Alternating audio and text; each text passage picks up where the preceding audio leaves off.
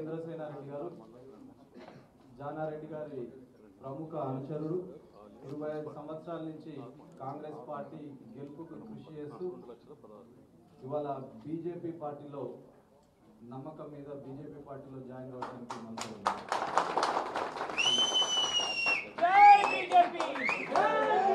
వారు 8 సంవత్సరాలు బ్లాక్ కాంగ్రెస్ అధ్యక్షులుగా ఉన్నారు. ఇవాళ బండి సంజయ్ గారి చేతుల మీద మన తరుణ్ చుక్ గారి చేతుల మీద నుంచి ఇవాళ కడవకొని పార్టీలో జాయిన్ అవుతాం.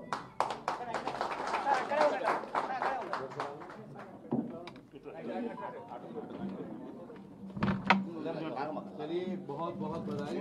पार्टी के साथ जुड़िए, पार्टी को और विस्तार करिए, बढ़ाइए पार्टी।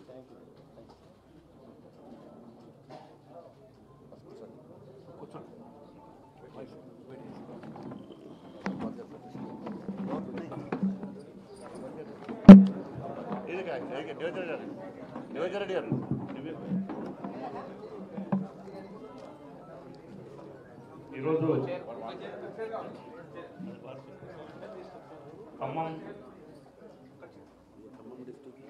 నల్గొండ సూర్యాపేట న్యూ జిల్లా సూర్యాపేట ఖమ్మం వెళ్తూ ఇక్కడ రాష్ట్ర అధ్యక్షుల వారు మరియు రాష్ట్ర ఇన్ఛార్జ్ ఆల్ ఇండియా అఖిల భారతీయ జనతా పార్టీ ప్రధాన కార్యదర్శి తరుణ్ చుక్ గారు వీడికి వెళ్తూ ఇక్కడ ఆగడం, వారి చేతుల మీదుగా నాగార్జున సాగర్ ఉప ఎన్నికలు రావడం, ఆ సందర్భంగా భారతీయ జనతా పార్టీ విజయం కోసం మరి ఇంద్రారెడ్డి గారు పార్టీలో చేరుతున్న సందర్భంగా ఇక్కడ ఆగడం జరిగింది.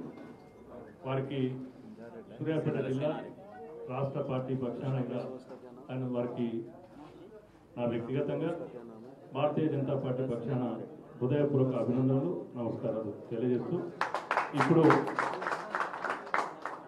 తెలంగాణ రాష్ట్రంలో భారతీయ జనతా పార్టీ దుబ్బాక కానీ గ్రేటర్ హైదరాబాద్లో తర్వాత ఎమ్మెల్సీ ఎన్నికలు రావడం, వారు రాష్ట్ర రాజకీయ పరిస్థితుల మీద వారు మాట్లాడుతారు.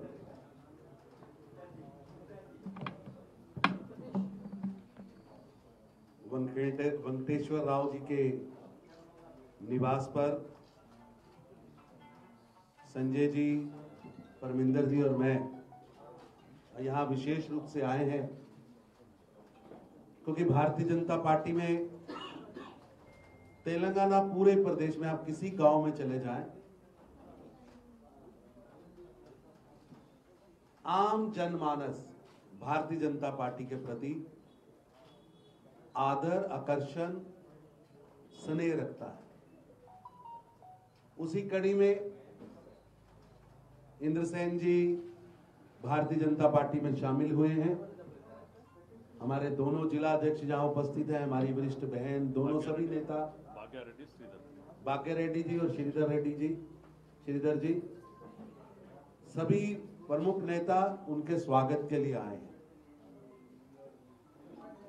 इस धरती ने तेलंगाना की मुक्ति के लिए बहुत बड़ा प्रयास किया और 69 से लेकर 1969 ऐसे बोलो, 69 से लेकर लगातार तेलंगाना के संघर्ष के लिए अपना यौवन, अपना जीवन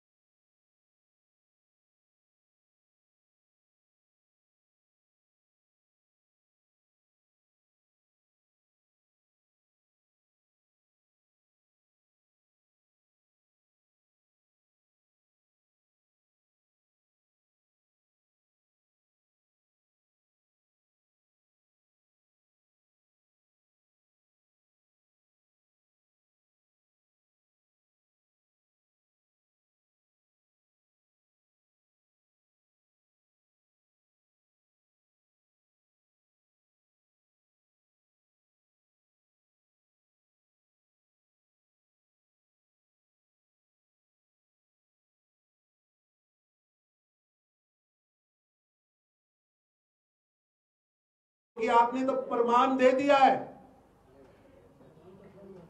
कि आपसे ज्यादा आपकी पार्टी में कोई समझदार नहीं है। आपकी पार्टी में नहीं है, हमारी पार्टी में बहुत समझदार है, बहुत, चिंता मत करो, बहुत समझदार। इसलिए आप प्रेस के लोग,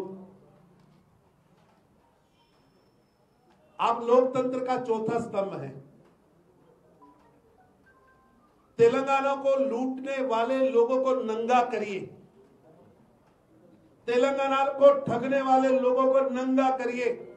तेलंगाना के संघर्ष की कबर जिन लोगों ने बनाकर अपनी कुर्सी उसके ऊपर रख दी है, उन लोगों का पर्दाफाश करें। इनसे पूछे 69 में ये कहां थे?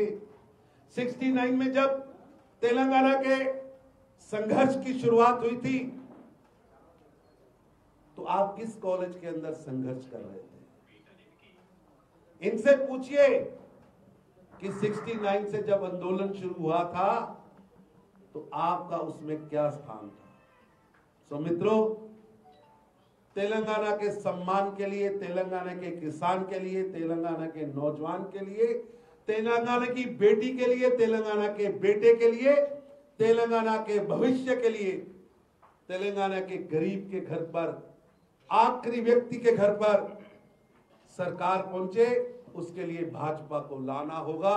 क्योंकि जो लोग आज सत्ता में बैठे हैं वो थक चुके हैं, वो अक चुके हैं और लोग उनकी शक्ल देख देख कर थक चुके हैं।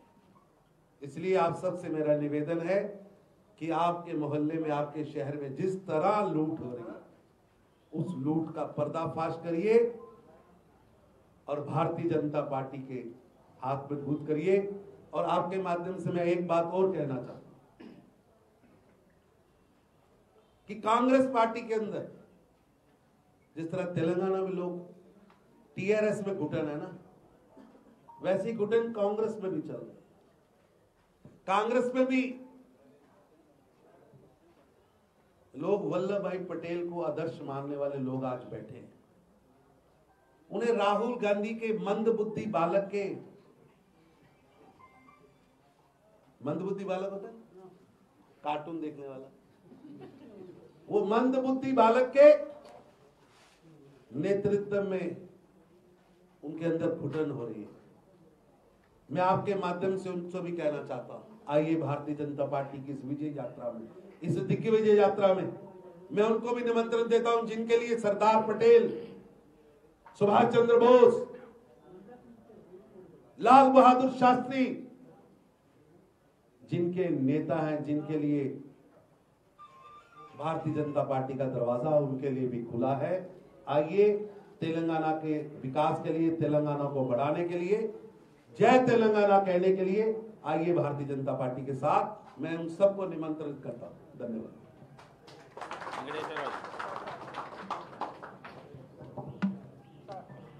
మాటలు చెప్పండి సంజయ్ ఆ తర్వాత ఇప్పుడు అధ్యక్ష గారు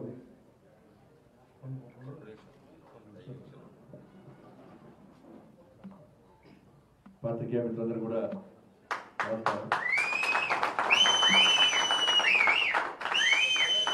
పబ్లిక్ మీటింగ్ కాదా, ప్రెస్ మీట్ ప్లీజ్. ఇప్పటివరకు మన రాష్ట్ర ప్రభారి,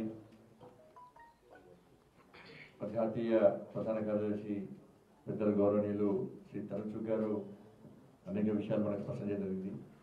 వాస్తవానికి ఖమ్మంలో కార్యక్రమం ఉంది, ఈరోజు నిన్న ఇందూరులో, ఈరోజు ఖమ్మంలో, రేపు వరంగల్లో రకరకాల సమావేశాలు ఏర్పాటు చేస్తున్న సందర్భంలో నాగార్జున సాగర్ సంబంధించి ఉప ఎన్నికలు జరుగుతున్న సందర్భంలో ఆ ప్రాంతానికి సంబంధించిన కాంగ్రెస్ పార్టీ సీనియర్ నాయకులు గత 20 సంవత్సరాలుగా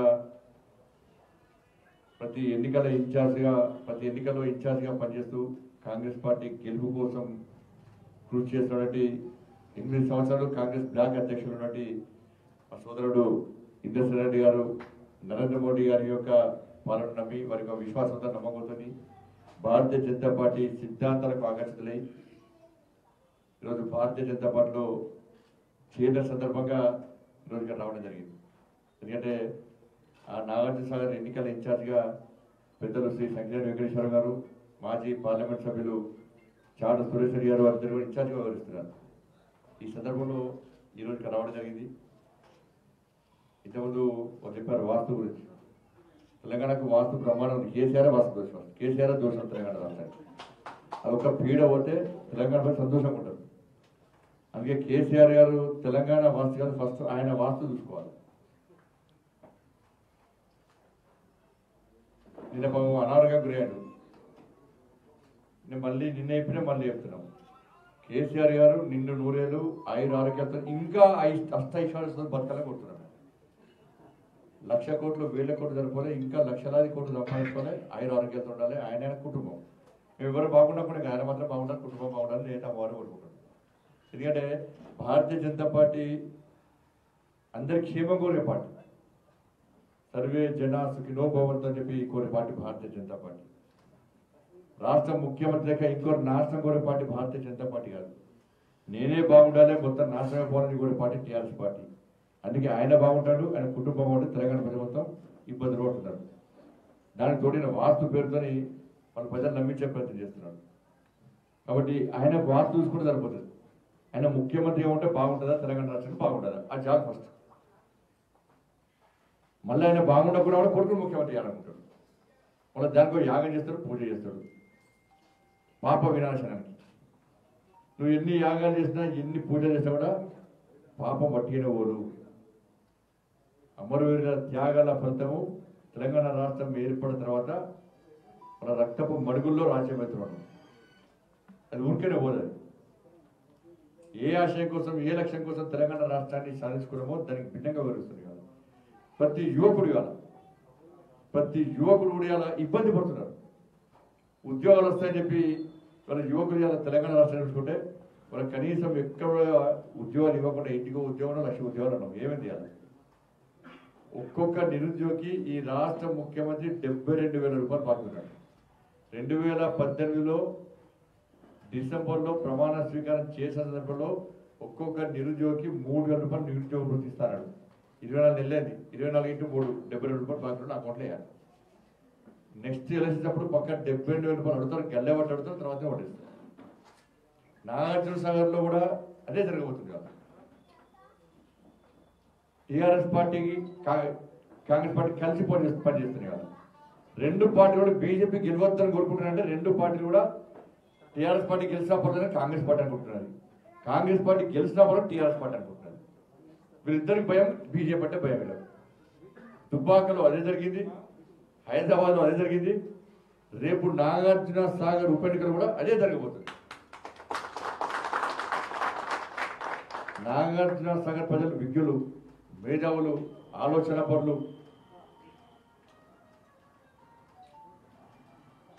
వాళ్ళకి పక్కా కాంగ్రెస్ పార్టీ ఓటేస్తే వాళ్ళు వేది మన టీఆర్ఎస్ పార్టీకే.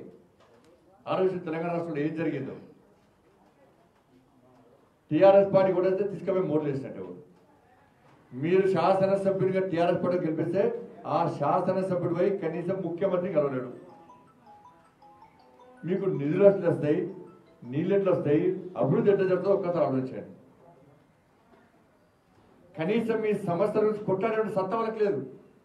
కాంగ్రెస్ పార్టీ మళ్ళీ పోయి టీఆర్ఎస్ పార్టీకే పోయేది వాళ్ళు పోయేది. కానీ భారతీయ జనతా పార్టీ గెలిపిస్తే కేంద్ర నిధుల మాత్రమే ఇవాళ నాగార్జున సాగర్లో ఇంతో అంతో అభివృద్ధి జరుగుతుంది. దుబ్బాకలో ఇదే రాష్ట్ర ముఖ్యమంత్రి దుబ్బాక వచ్చే ప్రయత్నం చేయలే, ప్రజలు తరిమి కొడతారు, తిరగబడతారని చెప్పి ఏ మంత్రి రాలే. ఎందుకంటే ముఖం లేదు వాళ్ళకు. ఇక్కడ నాగార్జున సాగర్ కూడా ముఖ్యమంత్రి రాలేడు. నేను పక్కా చెప్తున్నా. సరే ఇలా నేను ఛాలెంజ్ చేసాక వస్తాను పాపం భయానికన్నా. ఎందుకంటే బండి సంజయ్ ఏది మాట్లాడదాన్ని పాటిస్తాడు. మా ప్రెస్ మీటింగ్ అన్న బహిరంగ సభ గారి బండి సంజయ్ భారతీయ జనతా పార్టీ ఏది మాట్లాడో ముఖ్యమంత్రి స్పందిస్తాడు, ఆ సమస్యలు పరిష్కరిస్తాడు.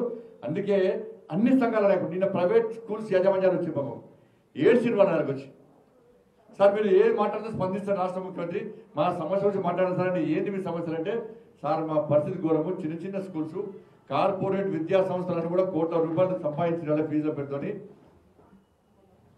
వాళ్ళు మాత్రం నిరతి ఉన్నారు.